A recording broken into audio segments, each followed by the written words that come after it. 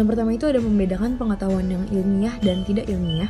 Yang kedua, merinci kembali 4 syarat pengetahuan ilmiah dengan tepat. Yang ketiga, merumuskan langkah-langkah operasional metode ilmiah dengan tepat. Yang keempat, menguraikan kembali proses perkembangan IPA dengan benar. Yang kelima, menggambarkan ruang lingkup IPA dengan benar. Dan yang keenam itu menjelaskan pengembangan IPA dengan benar. Yang pertama, kita membahas mengenai membedakan pengetahuan yang ilmiah dan tidak ilmiah dengan tepat. Pengetahuan ilmiah adalah ilmu yang diperoleh dan dikembangkan dengan mengolah atau memikirkan realita yang berasal dari luar diri manusia secara ilmiah, yakni dengan menerapkan metode ilmiah berupa perumusan masalah, penyusunan kerangka berpikir, dasar penarikan hipotesis, eksperimen atau percobaan analisis, dan penarikan kesimpulan. Lalu ada pengetahuan non-ilmiah, yaitu hasil serapan indera atau hasil intuisi terhadap pengalaman hidup yang diperoleh dari keadaan lingkungan sekitar yang tidak perlu dan tidak mungkin diuji kebenarannya, ataupun dikembangkan menjadi pengetahuan ilmiah. Metode non-ilmiah berupa pendapat, pengalaman, penemuan coba-coba, dan metode intuisi. Merinci kembali 4 syarat pengetahuan ilmiah dengan tepat. Sebuah pengetahuan ilmiah memiliki 4 syarat yang harus dipenuhi agar dapat disebut sebagai pengetahuan ilmiah. Di antaranya adalah, yang pertama, objektif, berarti sesuai dengan objeknya. Suatu objek material dari suatu ilmu pengetahuan dapat sama, tetapi tentu dibedakan oleh objek formalnya. Sebagai contoh, ilmu kedokteran dengan antropologi budaya memiliki objek manusia, tetapi sudut pandang atau pokok bahasanya tidaklah sama. Objek formal atau focus of interest point of view merupakan titik pusat perhatian pada segi-segi tertentu sesuai dengan ilmu yang bersangkutan. Misalnya, jenis pengetahuan yang memiliki objek material manusia dengan titik pusat perhatian atau objek formalnya tentang jiwa menimbulkan cabang psikologi. Selanjutnya, metodik. Berarti diperoleh dengan cara tertentu, teratur, dan terkontrol. Metode yang baik akan memudahkan seseorang mempelajari dan memahami ilmu pengetahuan tersebut. Lalu, sistematik. Berarti tersusun dalam suatu sistem. Tidak berdiri sendiri, merupakan satu kesatuan yang utuh, saling berkaitan, dan saling menjelaskan. Bagian-bagian harus merupakan satu kesatuan yang saling berhubungan dan tidak berkontradiksi, sehingga membentuk kesatuan keseluruhan. Bagian-bagian itu saling berkaitan baik hubungan interrelasi atau saling berhubungan dan interdependensi atau saling ketergantungan.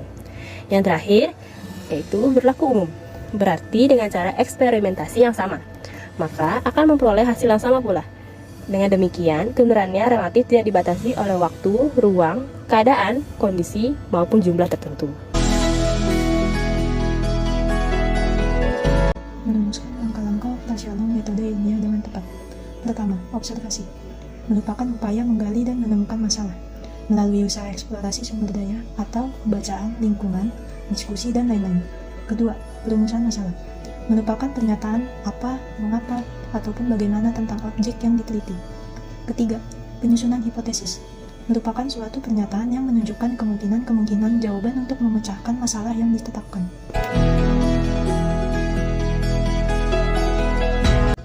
Keunggulan dan keterbatasan metode. Keunggulan. Pertama, akan membimbing kita pada sikap ilmiah yang terpuji. Kedua, mencintai kebenaran, objektif, dan bersikap adil.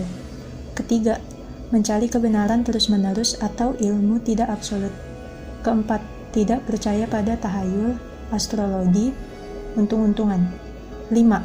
Berpikir secara terbuka, objektif, dan bersikap toleran. Dan yang terakhir, keenam, bersikap optimis, teliti, berani mempertahankan pernyataan yang benar secara ilmiah. Lalu ada keterbatasannya. Yang pertama, keterbatasan kemampuan panca indera menangkap fakta. Kedua, kebenaran IPA bersifat tentatif, yang artinya jika ditemukan atau dikembangkan suatu ilmu pengetahuan yang baru, maka ilmu pengetahuan yang dilakukan sebelumnya gugur, yang berarti akan selalu berubah-ubah sesuai perkembangan waktu. Ketiga, tidak dapat menjangkau sistem nilai, seni, dan keindahan. Yang terakhir, keempat, tidak percaya pada tahayul, astrologi, dan untung-untungan.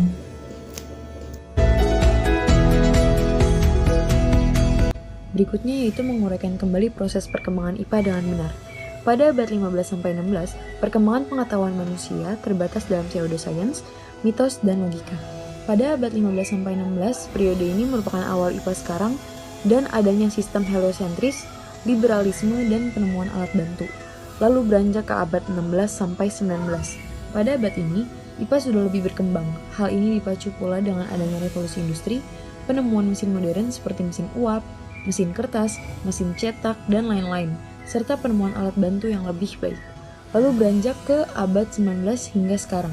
Sampai sekarang, perkembangan alat riset sudah lebih canggih dan dikenal pula sebagai abad IPA modern.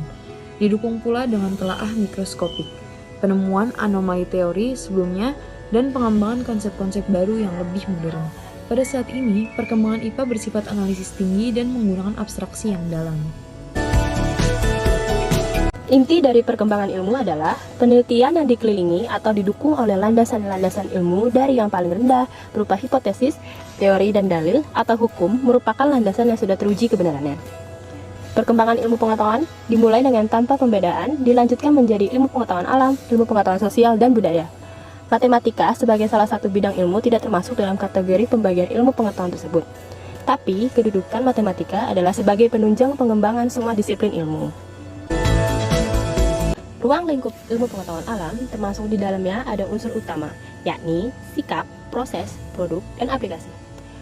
Sikap adalah rasa ingin tahu tentang benda, fenomena alam, makhluk hidup, serta hubungan sebab akibat yang menimbulkan masalah baru yang dapat dipecahkan melalui prosedur yang benar.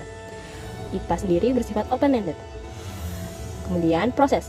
Proses adalah prosedur pemecahan masalah melalui metode ilmiah. Metode ilmiah sendiri meliputi penyusunan hipotesis, perancangan eksperimen atau percobaan, evaluasi, pengukuran, dan penarikan kesimpulan. Lalu produk. Produk dapat berupa fakta, prinsip, teori, dan hukum. Yang terakhir yaitu aplikasi.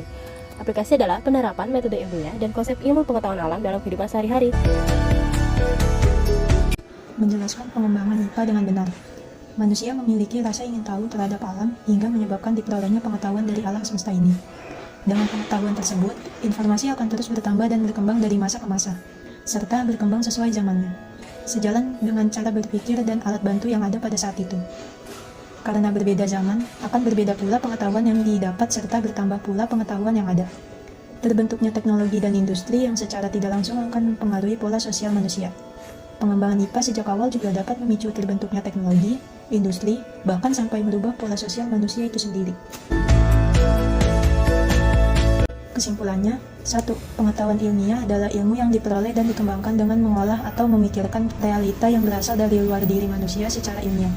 Sedangkan pengetahuan non-ilmiah ialah hasil serapan indera atau hasil intuisi terhadap pengalaman hidup yang diperoleh dari keadaan lingkungan sekitar yang tidak perlu dan tidak mungkin diuji kebenarannya ataupun dikembangkan menjadi pengetahuan ilmiah. Kedua, pada metode ilmiah terdiri dari perumusan masalah, penyusunan kerangka, berpikir atau dasar teori, penarikan hipotesis, eksperimen atau percobaan, analisis data, dan penarikan kesimpulan. Ketiga, pada metode non-ilmiah terdiri dari pendapat otoritas, pengalaman, penemuan coba-coba, dan metode intuisi. Keempat, pengetahuan ilmiah memiliki 4 syarat yang harus dipenuhi agar dapat disebut sebagai pengetahuan ilmiah. Di antaranya adalah objektif, metodik, sistematik, dan berlaku umum. Langkah operasional untuk metode ilmiah adalah observasi, perumusan masalah, penyusunan hipotesis, pengujian hipotesis, dan penarikan kesimpulan. Keunggulan metode ilmiah yaitu akan membimbing kita pada sikap ilmiah yang terpuji, mencintai kebenaran, objektif, bersikap adil, mencari kebenaran terus-menerus, tidak percaya pada astrologi, berpikir secara terbuka, objektif, bersikap toleran, dan bersikap optimis. Keterbatasan metode ilmiah yaitu keterbatasan kemampuan panca indera menangkap fakta. Kebenaran IPA bersifat tentatif, tidak dapat terjangkau, dan tidak sanggup menguji adanya Tuhan. Pada abad 15-16 periode ini merupakan awal IPA sekarang, dan adanya sistem heliocentric, liberalisme, dan penemu alat bantu. Pada abad 16-19 IPA sudah lebih. Kemudian sejak abad 19 sampai sekarang perkembangan alat riset sudah lebih canggih dan dikenal pula sebagai abad IPA modern.